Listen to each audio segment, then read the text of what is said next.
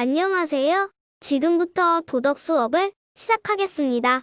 지난 시간에는 정의로운 국가가 가져야 할 필수적인 요소로 자유, 평등, 인권, 정의, 복지 등이 있음을 확인해봤습니다.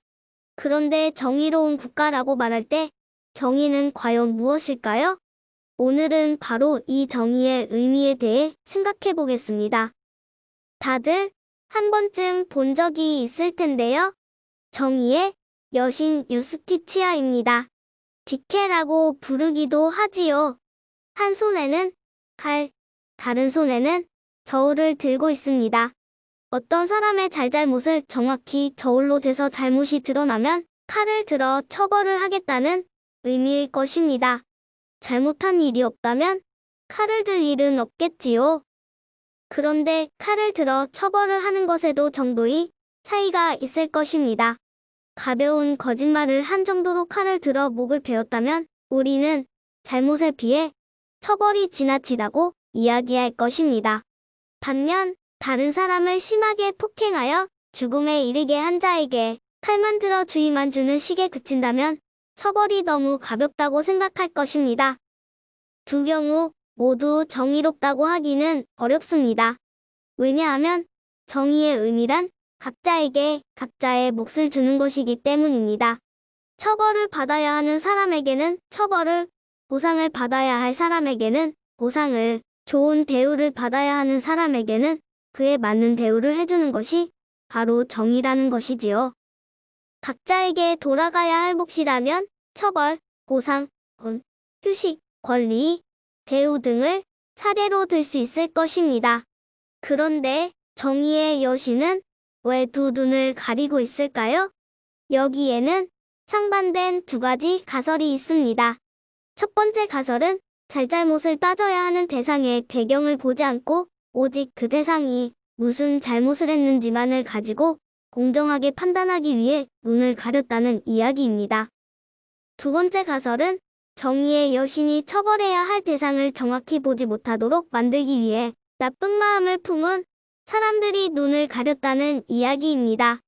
이 가설에는 정의의 여신이 공정하게 판결하고자 하나 현실은 그렇지 않다는 의미가 담겨 있습니다.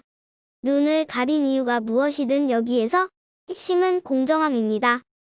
공정하게 판결을 하여 각자에게 돌아가야 각자의 몫을 주라는 것이지요. 우리는 여기에서 정의란 곧 공정함을 의미함을 알 수 있습니다. 공정함과 관련한 재미있는 원숭이 실험이 있습니다. 네덜란드 동물학자가 한 실험인데요. 내용은 이렇습니다. 두 마리의 원숭이를 각각 돌멩이가 깔린 투명한 우리에 넣습니다. 투명한 우리이므로 두 마리의 원숭이는 서로를 볼 수 있겠지요. 원숭이가 돌멩이를 주어 실험자에게 주면 원숭이에게 보상을 주는 것입니다. 그런데 원숭이에게 주어지는 보상이 조금 다르군요. 실험자는 보상으로 왼쪽 원숭이에게는 오이를, 오른쪽 원숭이에게는 포도를 줍니다. 결과는 어떠했을까요? 왼쪽 원숭이는 오른쪽 원숭이가 포도를 계속 받는 것을 보고 실험자가 준 오이를 집어던지면서 무척 화를 냈다고 합니다. 같은 행동에 대한 보상이 동일하지 않기 때문에 발생한 결과입니다.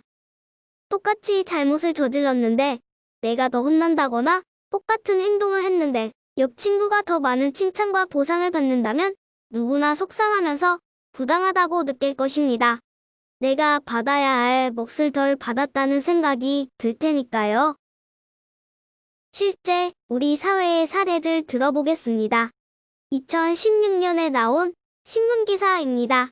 5대 재벌 기업의 사회이사들이 받는 임금이 논란이 되었는데요.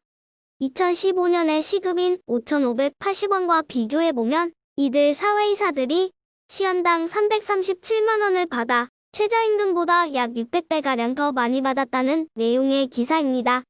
이 기사를 읽은 일반 시민들은 어떤 생각이 들었을까요? 사회이사들이 하는 일이 아무리 중요하다고 하더라도 당시 일반 시민들이 1시간을 일하고 받는 시급보다 600배나 더 중요한 일을 한다고 보기는 어려울 것입니다. 여러분 생각은 어떤가요?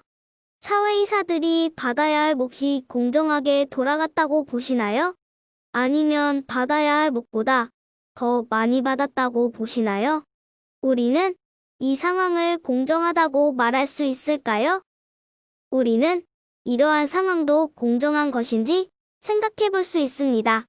다음 그래프는 대학 입학생들의 부모 소득과 출신을 분석한 것입니다. 왜 갑자기 대학 이야기를 하냐고요? 개천에서 용난다는 속담. 다들 알고 계시죠? 성공한 인물들의 성장기를 살펴보면 가난한 시골 출신의 아이가 열심히 공부하여 좋은 대학에 입학하고 종국에는 성공하게 되었다는 내용이 항상 들어갑니다. 대학은 고등교육이고 고등교육을 받으면 더 나은 사회 경제적 지위를 얻을 가능성이 높기 때문에 부모님들은 대학을 가기를 바라십니다. 특히 서울대학교는 출세하기 위한 디딤돌 가운데 가장 좋은 디딤돌이죠.